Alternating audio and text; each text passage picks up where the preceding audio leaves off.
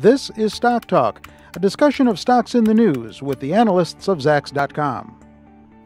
Well, Darden Restaurants Olive Garden doesn't seem to be growing that well.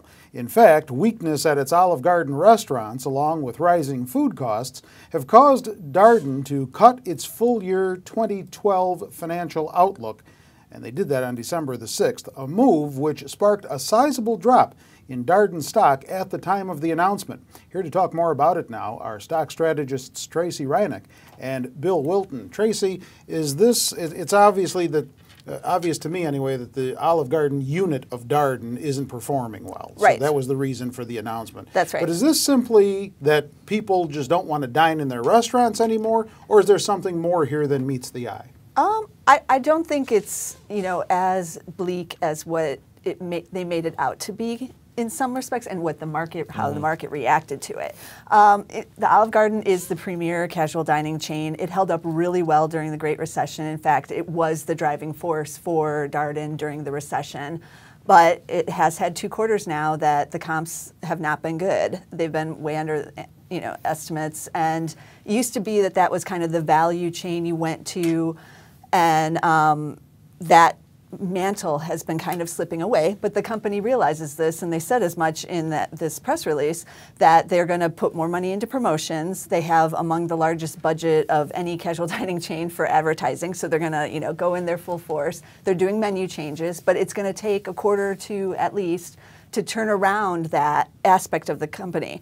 But the brand is still strong. Olive Garden is still, ranks up there among consumers, so that part isn't in danger.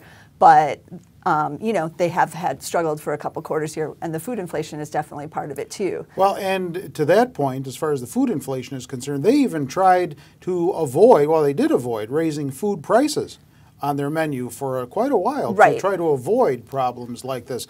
But we're talking about here a downgrade for full year EPS growth to the 4 to 7% range, where it had been 12 to 15%. Yes. That's a big downgrade. It is, because the Olive Garden is their biggest brand. So when you have, the margins are shrinking and, comp sales are shrinking in their biggest brand, they had to downgrade.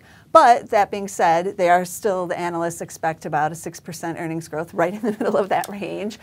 They are still profitable. 2013, the next fiscal year, they, the analysts expect a little bit better because they do think Olive Garden will be turned around. Their other brands are doing pretty well here, which is surprising. Red Lobster's had comps of like 7% in the quarter, and I think the Longhorn Steakhouse was close to 7%. Yeah. So, those are like slightly higher price brands that are doing well. So that part of the equation sounds pretty good. So if they turn around Olive Garden going forward, it's not so bad. And on top of it, you get a big dividend holding this one, which I didn't realize. It's really? It's a little about 4.1% here, which is pretty sizable. So, some investors might want to go in to buy for the dividend here on this sell-off and hold to see if this turnaround happens. Well, now that you brought up the stock dividend, let's talk more about the stock itself and bring Bill in here. Bill, prior to this announcement, stock had been up almost 3% on the year. Yeah, the shares were holding up very well. One thing, though, is, the previous quarter they had warned that things were going to be tough coming up. So this isn't, it shouldn't have been as big of a surprise as it was. But we could start to see a bit of resistance here, partly because, they are still growing. So there's still some inherent growth in the stock and the earnings. But also that dividend that Tracy mentioned, when you're paying that kind of a dividend, it's hard to let a stock slip too far. So, given that we kind of knew it was coming, there is still growth and that dividend, I really could see a lot of people coming in here to scoop up shares at a perceived value here. The only thing is this stock is no stranger to volatility. You can see this is a year chart and shares have gone all over the place. In the middle of the summer, we saw it spike because they had an earnings release that was kind of the opposite of the one we just saw. But it quickly slid with the overall market because casual dining is a highly discretionary area. So, as we're watching things economically unfold, and then more specifically, these Olive Garden trends, we could see shares whip around a lot here. But as you can see, shares haven't been much lower than this throughout the entire year. So there is a pretty good value here. Is there anything else on that stock chart that concerns you at this point?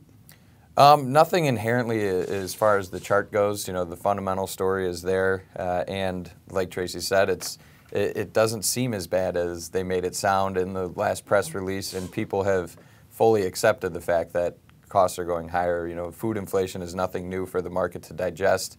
You know, pardon the pun there, but you know, it's well accepted, and people know what's out there now. So I really do think that this looks like a pretty attractive level for shares of Darden. All right, that's right. We like puns here anyway. Either of you own the stock? I do not. All right. Is it as bad as they say it is, or isn't it? Only time will tell how Darden's garden will grow, or won't. With Tracy and Bill, I'm Terry Ruffalo.